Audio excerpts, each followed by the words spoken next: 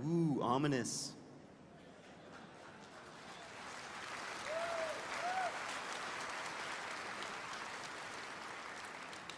Thus concludes a planned part of the lore panel today, so please try to embarrass us up here on stage with questions we can't answer. No release date questions. Don't waste your question.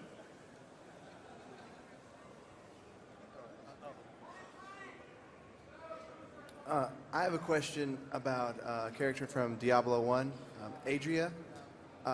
When you went back to Tristram in Diablo 2, I couldn't find any evidence that she had died with the people, and I was wondering if she was going to make some sort of appearance in Diablo 3, whether it was just a passing thing or she would show up herself. Well, if you've played the beta, she's Leah's mother.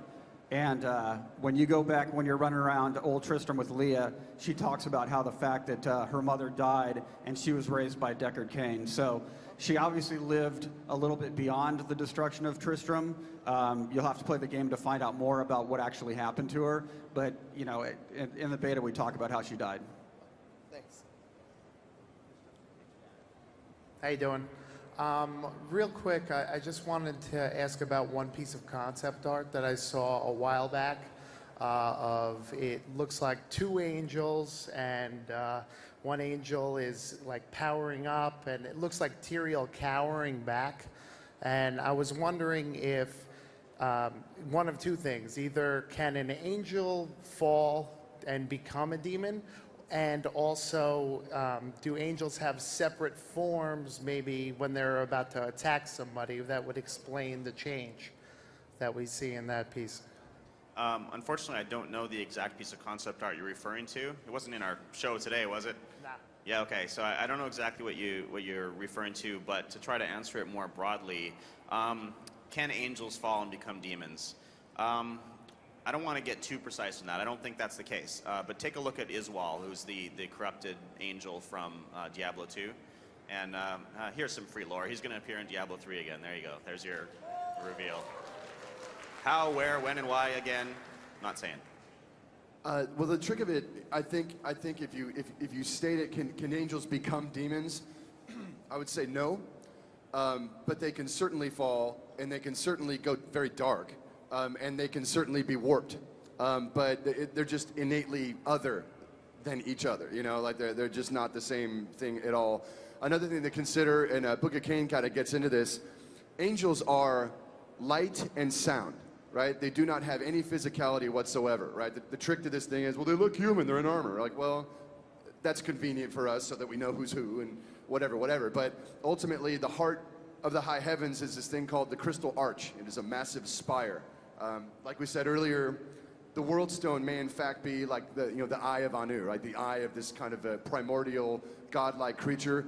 Well, the Crystal Arch is rumored to be his spine, right? That when the Big Bang hit and these primordial creatures exploded and the universe was birthed, the Crystal Arch kind of spins up and out into the dark, and over time kind of grows and really becomes the physical place of the high heavens. Angels are birthed from the arch. It hums with sound and music and power, right? And angels really, like the wings, actually, the angel's wings, that's actually them, right? The armor is just for purposes of building a world and being able to interact with these characters, right? That's helpful to us, but imagine Diablo angels is really actually more of the wings, which is funky, but it's true. They're sound and light given form. What was the question? I saw this picture of an angel, and he turned into like a badass thing with fire coming out of him, and I thought it was Imperius and Tyrael fighting. Huh. I don't know the image. Okay. Maybe Sounds they were good. just putting on a play. I don't know. All right. Thanks.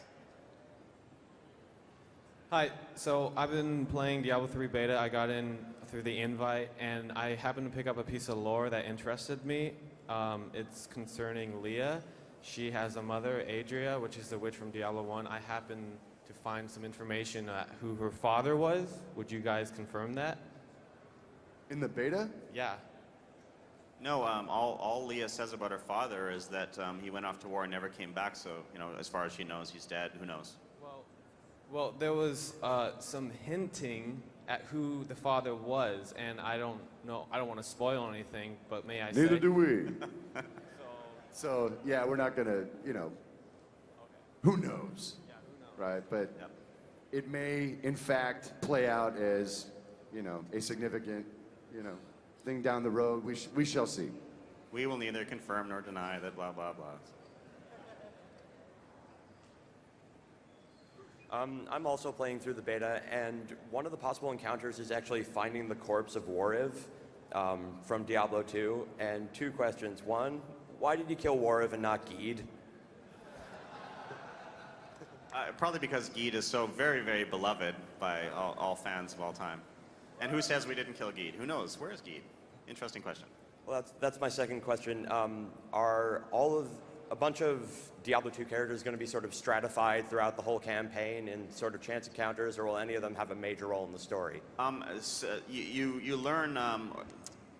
It's more hints than confirmation. Some of them, you find out exactly what happens to. Other ones are hinted at.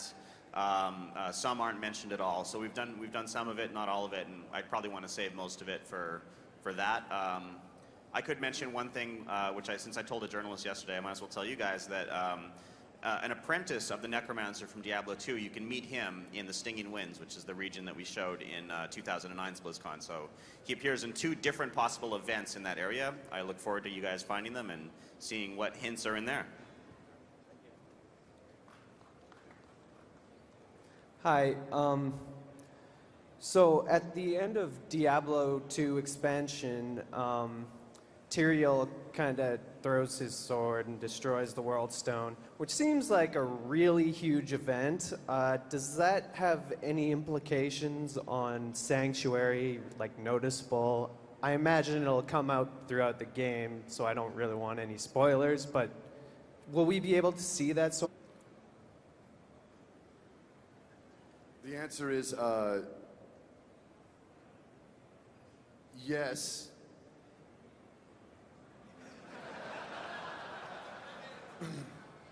The answer is yes. Yeah, the destruction of the World Stone, or was it, is a huge moment in the universe of Diablo, right? I guess the question would be, can you destroy a World Stone?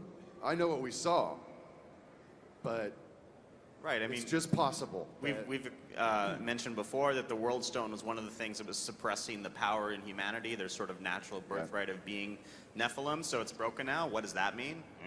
What does it mean for mankind? What does it mean relative to the eternal conflict? Can you destroy this thing? Or, especially if you consider it exists at the heart of creation, right? And it was kind of hijacked, and so the nature of its physicality there within Mount Arreat, does it exist on multiple, these are all questions that are very, very significant. We answer many of those questions, but not all of them, and it's all very deliberate, and, you'll more to come. Well, something that we even talked about this morning is that the World Stone kept large numbers of angels and demons from coming to Sanctuary. So now that it's gone, people were wondering why the invasion hasn't happened. And finally, when you run into Azmodan, the demon invasion is finally happening. So that's at least one way that it's definitely infecting Sanctuary. Yeah, and Azmodan's not an idiot. He's seen what's happened to all of his brethren, and he knows how dangerous humans are. So he's trying to be careful and come with overwhelming force.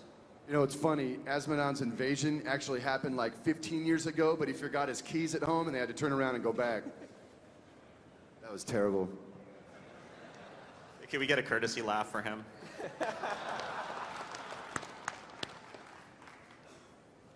Thank you.